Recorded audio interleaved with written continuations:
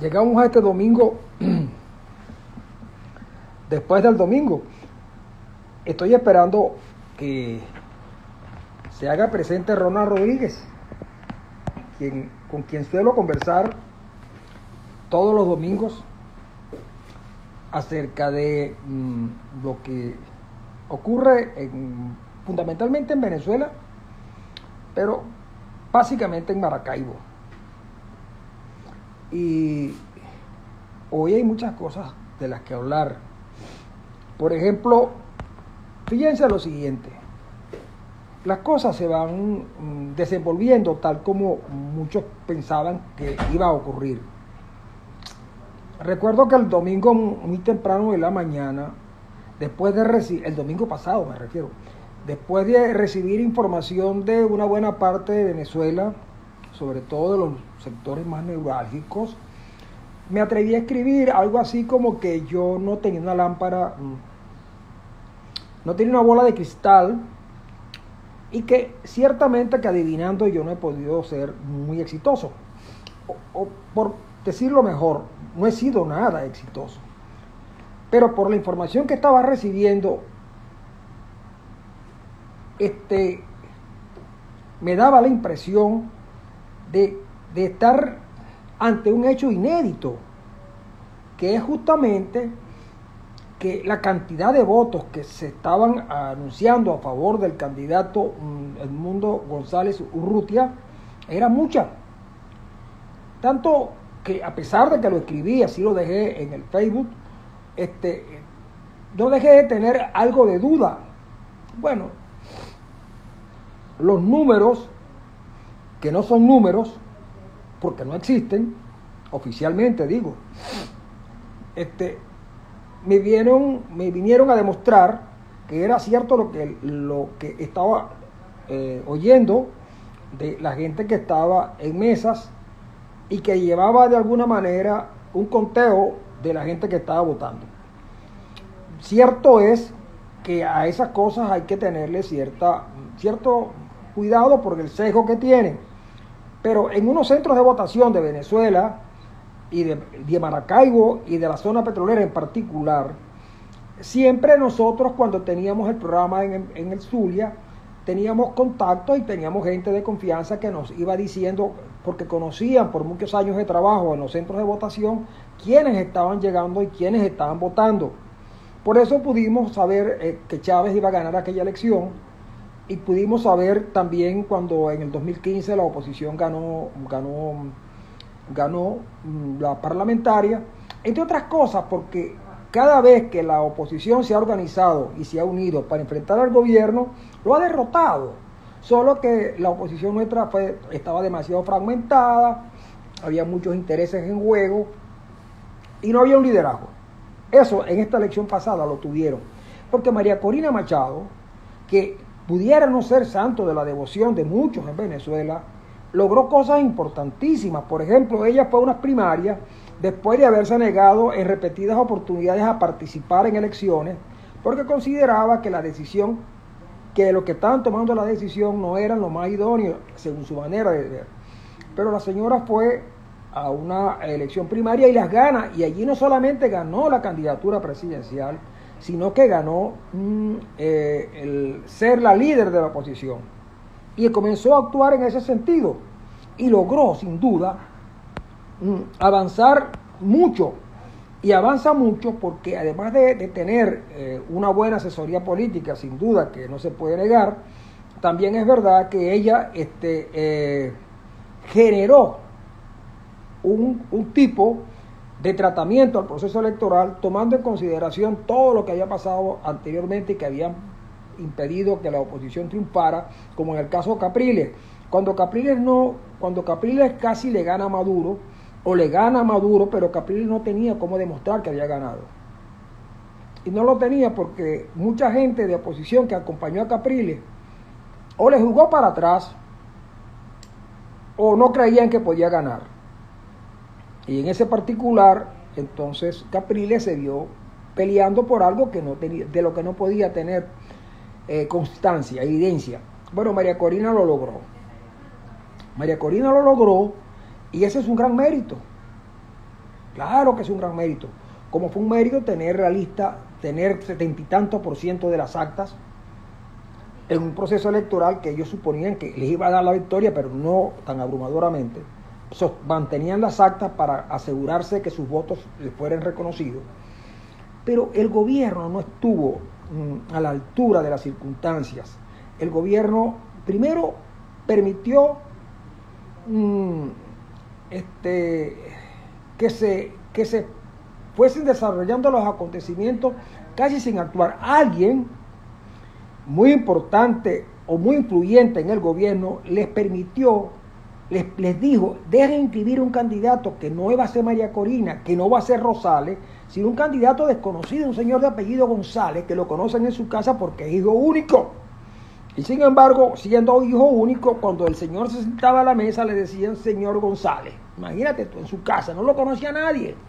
Y el gobierno dijo, bueno, con este hombre que no conoce a nadie, en unas semanas de campaña electoral, este no tiene vida frente a nosotros, que tenemos todas las emisoras del país, todas las televisoras del país, que tenemos todos los dineros del Estado, que tenemos los empleados públicos, que tenemos los militares, que tenemos a la Bolsa Club, que tenemos a todos, y tenemos además a los rusos, los chinos, los iraníes, los turcos y los cubanos. Oye, no podía ganar, imposible.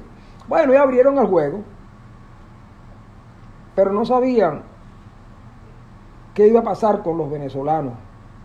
Esos venezolanos que tienen un salario mínimo de $4, esos venezolanos que los profesores universitarios cobran $37 al mes, esos venezolanos que son jubilados y que no reciben prácticamente nada y que muchos ya deben haberse muerto porque no tienen con qué comprar las medicinas. No se dieron cuenta de eso, no lo observaron. Y la avalancha de votos fue demasiado grande y el gobierno ahora no sabe qué hacer. ¿Por qué? Porque fueron derrotados de tal manera que en la mañana ya sabía alguna gente de ellos, como el comando que estaba establecido en Corpus Zulia, ahora lo voy a decir con propiedad, sin inconveniente, el comando que estaba en Corpus Zulia, donde estaba el general Reverol, el de Cabimas, el que dijo que iba a arreglar el problema eléctrico en Venezuela. A él le llegó información a las 10:30 de la mañana que la situación estaba muy fea en Caracas, en Maracay, en Valencia, para no hablar de Maracaibo, que también estaban ciertamente muy mal. Eso los preocupó, pero empezaron a hablar entonces de la remontada. La remontada no era otra cosa, lo que habían hecho antes, que es que la remontada no era tal. El sistema electoral es confiable, pero ocurre que la oposición no cubría la totalidad de las mesas, o por lo menos un porcentaje importante, pero a eso se dedicaron con tiempo. Y esa fue una alerta que muchos hicieron o hicimos en el momento que había que cubrir las mesas, con gente que se quedara allí, que pudiera tener, por lo menos impedir que a última hora ellos mantenían abiertas los centros de votación para poder ver el cuaderno de votación, sabían quiénes no habían asistido e inmediatamente le metían información a la máquina que por supuesto si no había nadie de la oposición ellos manipulaban perfectamente bien, metían votos que no eran. Eso lo sabe el chavismo y eso lo hicieron siempre. Y la oposición lo sabía, pero la oposición venezolana, yo no sé si por fatiga o porque efectivamente ya habían dejado de ser oposición, nunca tuvieron en consideración, y esto sí lo hizo María Corina. Pues la remontada no se pudo dar. La remontada no la pudieron dar y vino la debacle. En ese momento ocurre lo que no debió ocurrir, pues, que es que perdidos y no sabiendo qué hacer, abrumados por los resultados que ya tenían en su poder, porque no es verdad que sobre Venezuela hubo un hackeo. El sistema electoral de transmisión de datos no se hace por internet, se hace por CanTV, como todo el mundo ha venido diciendo en estos días. Y la información estaba allá. Ellos la conocían, porque como conocen siempre todo, porque tienen control del CNE, control del Tribunal Supremo, control de la Fiscalía, control de la Asamblea Nacional, 19 gobernaciones, en fin.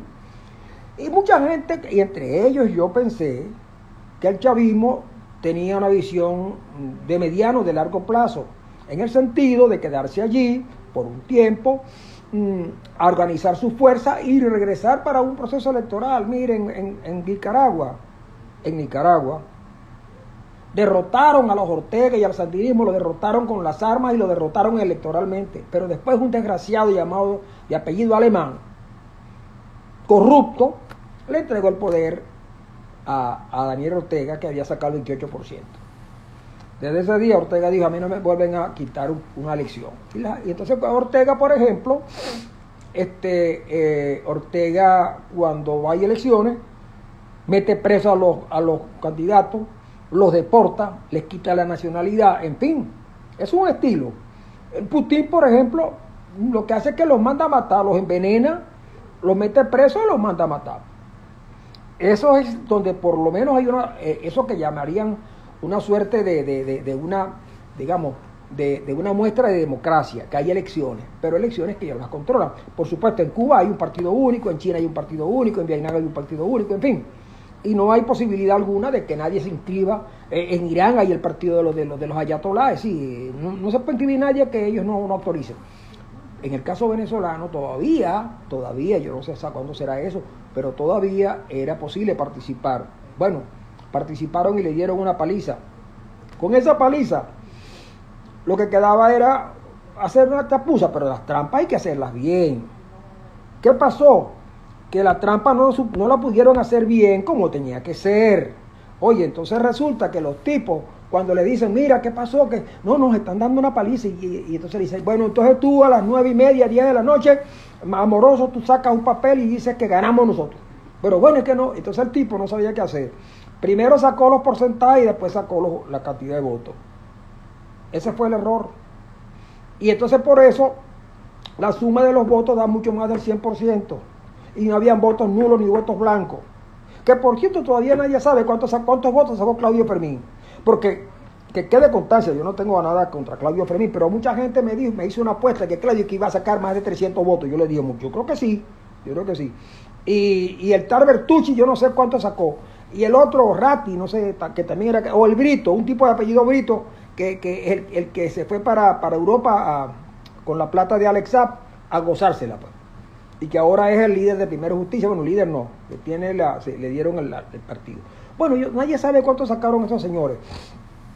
Que por cierto, tengo que reconocer en este momento que Venezuela, los venezolanos, le tienen que dar un reconocimiento, que no lo anda buscando. Pero hay que reconocer que si alguien ha interpretado lo que significa la democracia venezolana y ha actuado según su criterio, es Enrique Márquez. Yo llegué a dudar de Márquez, a quien conozco desde que era jovencito, estudiante de la Facultad de Ingeniería, y no le conferí ninguna condición de líder, pero sí hoy tengo que decir, a manera de autocrítica, que Márquez me ha demostrado que estaba más preparado que muchos que han dirigido partidos en Venezuela y que han estado allí por muchos años. Debo reconocer que Márquez ha tenido una conducta que va a ayudar mucho. Pues bien, ¿qué va a pasar? Bueno, todavía esto es una cosa de ver quién aguanta más. El asunto es que cada día que pasa, los amigos de Maduro que se precipitaron a reconocer el triunfo, ahora no hayan que hacer. Muchos de ellos han tenido que aceptar que lo que hay que sacar las actas. Maduro no puede mostrar las actas. Ellos tienen las actas. Ellos tienen el CNE, pero no las pueden mostrar porque si las muestra dejan a Amoroso en mal estado y a Maduro también, que lo proclamaron enseguida. Es decir, que cometieron tantos errores juntos que ahora no hayan que hacer. Entonces, hay un grupo internacional, amigo de ellos, donde está este señor mayorcito ya, por cierto, que como mayorcito debía participar en las elecciones de Estados Unidos, que participan solamente señores muy mayores. Bueno, aunque ya uno de ellos se retiró hace días. López Obrador es una persona que yo de verdad, no es de ahora, porque yo a López Obrador le sigo la pista desde hace muchos años, cuando era del PRI. Bueno, ahora está solicitando también la evidencia. Cristina Kirchner está también pidiendo que Maduro muestre las evidencias, pero no las pueden mostrar, porque si las muestran, imagínense ustedes lo que significaría eso.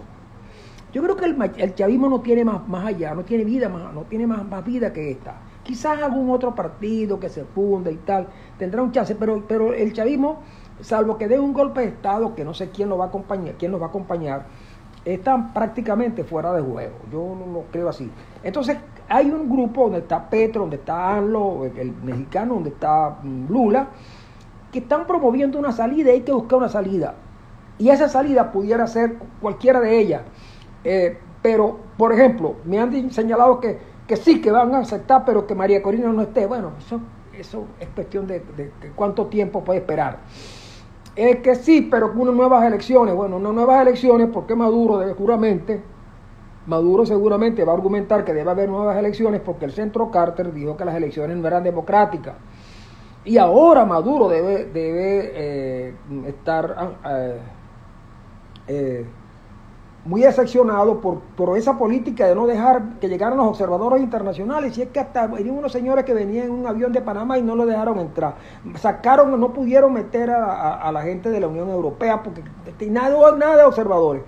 Oye, y ahora Maduro dice que la falta de observadores demuestra justamente que el Centro Carter tenía razón, que a él le robaron las elecciones, que esa avalancha de votos no puede ser, y que eso no puede haber ocurrido, sino porque primero, lo más probable es que la oposición haya infiltrado al Plan República y hayan vestido de militares a unos tipos que no lo eran, o simplemente que en los mensajes de radio y televisión que eran controlados por el gobierno había mensajes cifrados, mensajes subliminales, en fin, tantas cosas pues que pudieron haber ocurrido.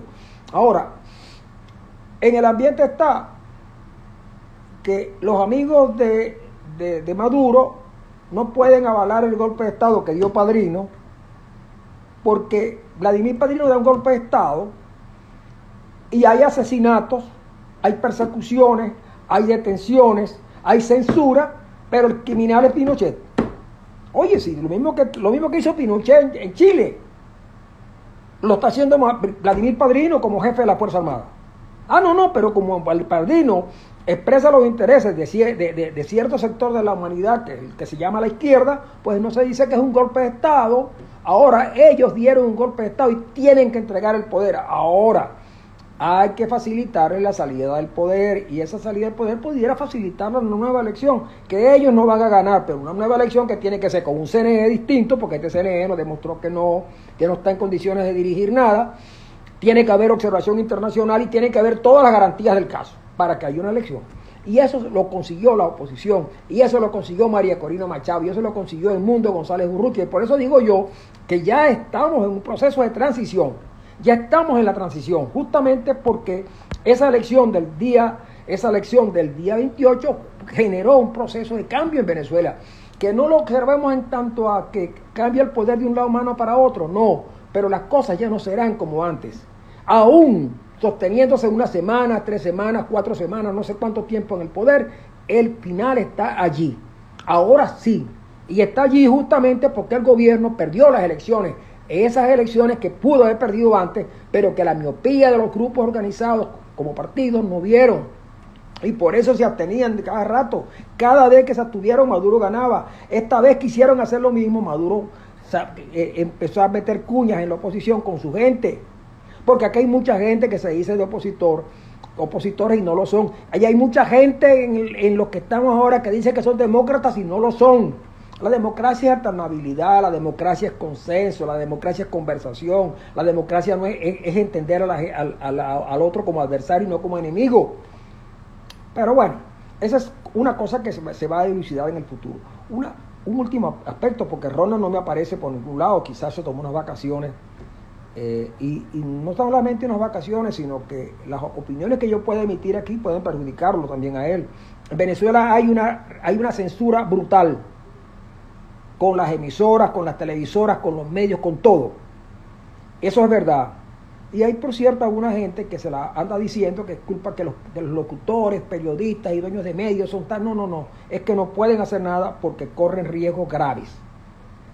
Entonces hay que entender que en este momento opinar en Venezuela no es fácil. Este momento es un momento de dificultades donde el gobierno está buscando una salida, y esa salida puede llevar a cometer crímenes gravísimos. Crímenes por los que tendrán que pagar en algún momento. No piensen ustedes que estos caballeros, los que cometieron delitos de lesa humanidad, tendrán que pagar. Y tendremos que saber dónde está el dinero que se robaron. No lo pueden haber gastado todo. No lo pueden haber gastado todo y habrá que hacerle juicios con la justicia. No es que el presidente del país o el presidente de la Asamblea Nacional va a mandar a meter preso a nadie. No, no, no. Tendrá que ir a un tribunal con los jueces naturales a tener que hacer sus defensas de las acusaciones que sin duda les van a hacer.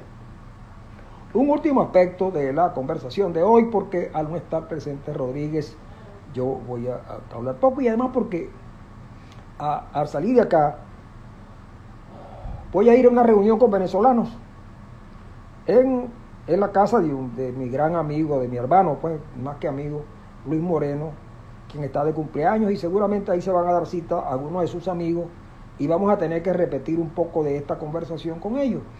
Y ya yo estoy un poquito sobre la hora, porque usted sabe que los domingos hay que ir temprano a los lugares, porque los días lunes se trabaja y yo debo trabajar el lunes muy temprano de la mañana. Pues bien, amigos, solamente me falta decirles lo siguiente: ¿dónde están los otros miembros del CNE? Amoroso aparece poco, pero ¿dónde están los otros miembros del CNE? Es una pregunta. La otra pregunta es: ¿qué se han hecho los miembros del CNE que supuestamente eran cercanos a la oposición? Oye, no han dicho nada. De verdad. De verdad que no han dicho nada. Y eso es preocupante. ¿Será que esos señores están secuestrados?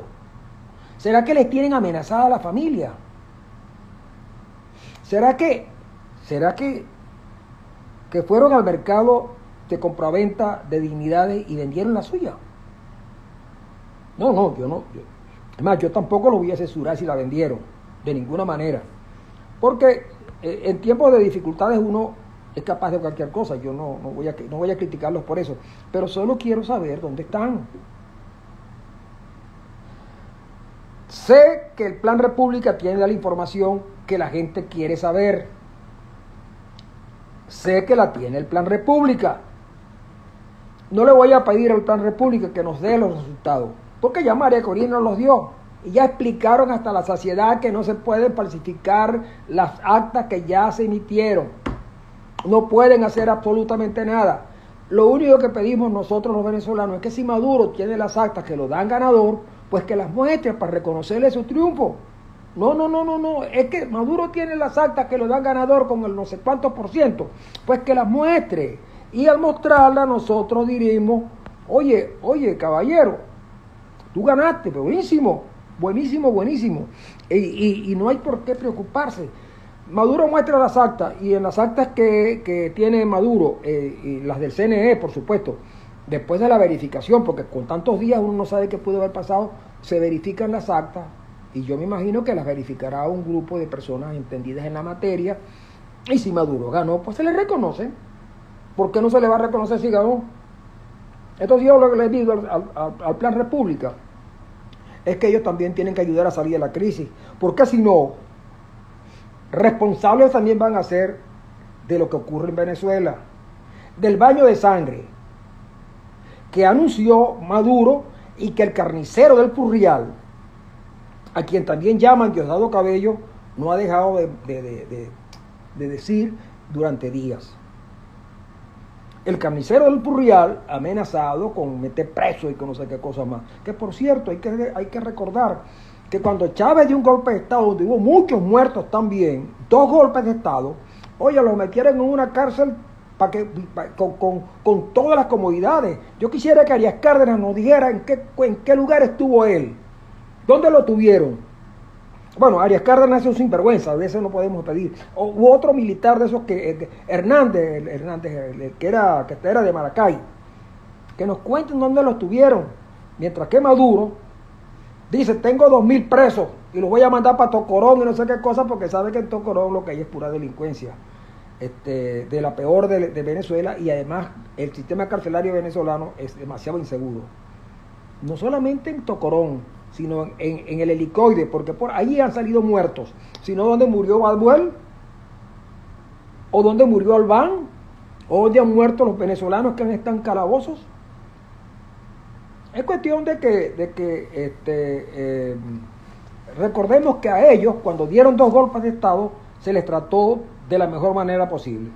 Ahora, lo que le pedimos es que, si ellos tienen que meter presos, porque creen que metiendo preso a la gente, asesinando, van a meterle miedo al venezolano, pues no, porque ya no se trata solamente de Venezuela.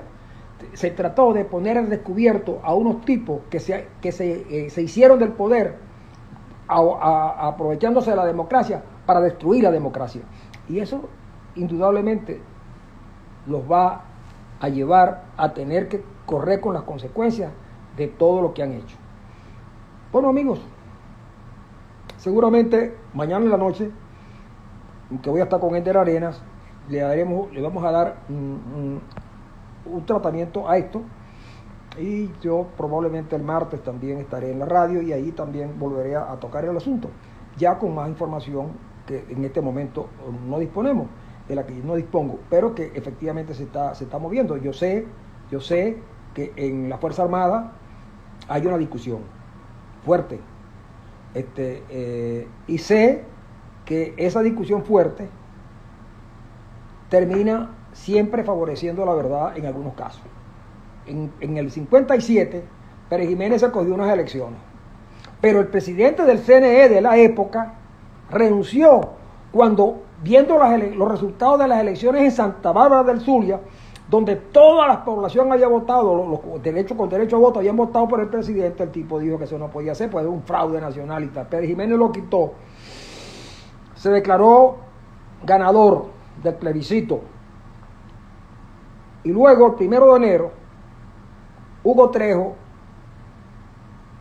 y la aviación intentaron bombardear Miraflores, y dos coroneles, Romero Villalta y Casanova, enfrentaron a Hugo Trejo y lo derrotaron, defendiendo al gobierno. Unos 22 días después, Romero Villalta y Casanova estaban en la Junta de Gobierno. Luego lo sacaron, pero estuvieron en la Junta de Gobierno. O sea que esas lealtades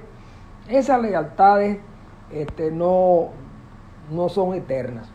Y como no son eternas, entonces hay que esperar el desenlace. Y yo sé, porque tengo de buena fuente de información, que en el seno de la Fuerza Armada hay una discusión que incluso amenaza al Padrino López. Que te digo que yo con este Padrino López, yo soy fanático de las lecturas acerca de la mafia. Y no voy a decir que yo sentía admiración por Corleone, por Vito Corleone, pero ese tipo como era mucho más, es decir, era menos infame que Vladimir Padrino, que también es un padrino, ¿no? Igual que el otro, pero me refiero que este Padrino López es un verdadero padrino, pero chapucero al fin y al cabo. Y yo de verdad que me preocupa, porque esos militares, ¿cuánto nos cuestan a nosotros la carrera? Esos militares que lo que sirven es para poner unos trajes que les meten medallas que no se ganaron nunca, medallas de latón. Bueno, pero sé que hay una discusión interna en el seno de la Fuerza Armada, y también hay una discusión interna fuerte en el seno del gobierno y de lo que llaman ellos el partido PSV. ¿Por qué?